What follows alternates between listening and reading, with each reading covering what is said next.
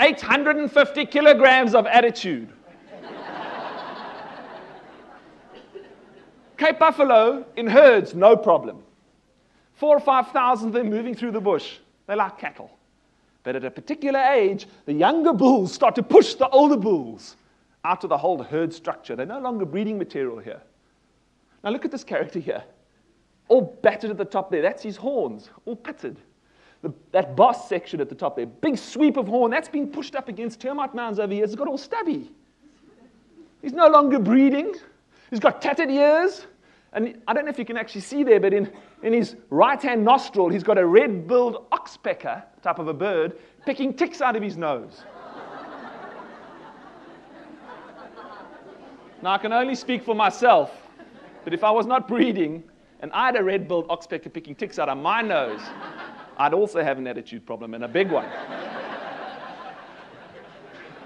And as a pride, you don't just run up and catch one of these things as a snack on the way home. You know, I'm probably best at giving game drives and taking game drives, so I try to sort of mimic the scene because I feel more comfortable on the stage, I think. But I'm in my Land Rover at the moment. And I've got a group of international guests behind me. We're in Botswana and we're following a pride of lions. So we're getting towards mid-morning, and I know they're going to stop and rest for a while.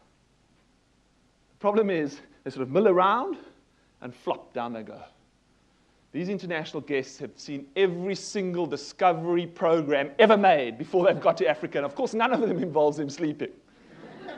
So as a ranger, that puts a bit of extra pressure on me. I've got to keep them entertained, the length of the tail and how long the claws are, but I know I need action from this lioness, please help me. When all of a sudden one of the lionesses gets up and she starts to move off the termite mound.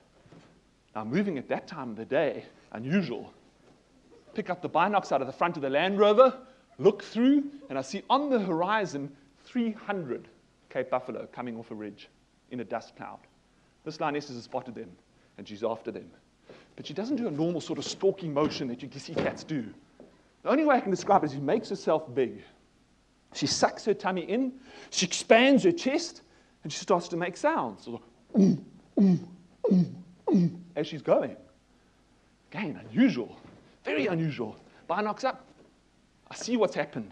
20 of the sentry bulls, the bulls that look after the security of the buffalo herd, they've seen a nice green patch of grass out this way. They've moved away from the rest of the herd, and they're starting to feed. This lioness has spotted that movement, and she starts to go. But she doesn't go towards the cows and the calves. She goes straight towards those bulls, and she starts to pick up speed. And she starts to make even louder calls. She starts to trot, and finally she's cantering.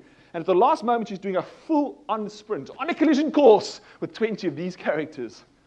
At the last moment, they see her, they hear her, they form a shield like this. She cuts right close to one of them. He tries to hook her with his boss, and gone.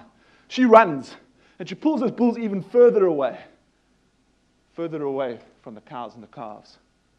Because that's when the lioness is up on the ridge, they see the gap and they're in amongst them.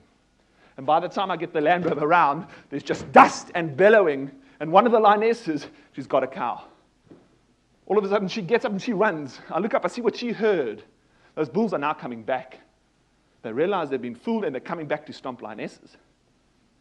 That cagey old lioness, the one that pulled them away to begin with, her role changes now. She starts to look for ways to interfere. She slows their progress just enough to allow the other lionesses off into the long grass. They melt, and they're gone. The bulls come back, they stomp, but they find nothing. An amazing story. The lionesses come out, and they feed. Now, it's exciting, no doubt, and it's dramatic. But if you see it often enough, like I have, you start to analyze what happens. You know, the number of people that want to get out of a Land Rover and hug a lioness on safari.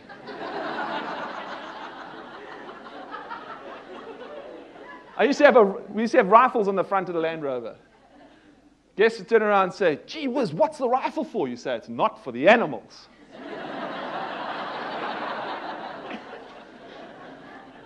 That same cute, cuddly creature that you want to get out and hug, that's the buffalo killer there.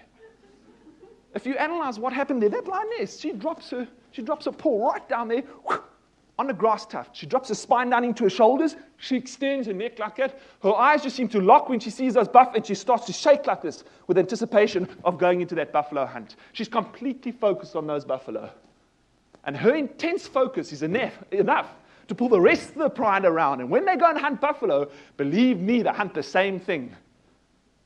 You do not find in the middle of a serious buffalo hunt a lioness hunting for a warthog here on the side, you know.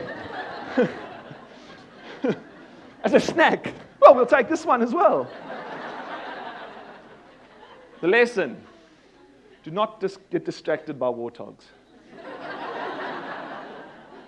If you have a clear purpose and a vision, focus on that vision. And no matter what happens externally, and I love that description that Sue said, that we don't externalize, that's a great way of saying what these prides are doing. They're saying whatever we can do to create the result, we focus on that. Not on what the other external things that are happening.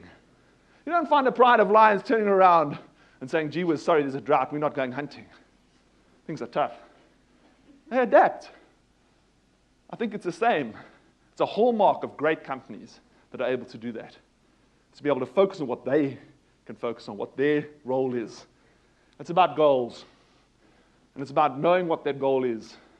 And most importantly, of what my role is in achieving that.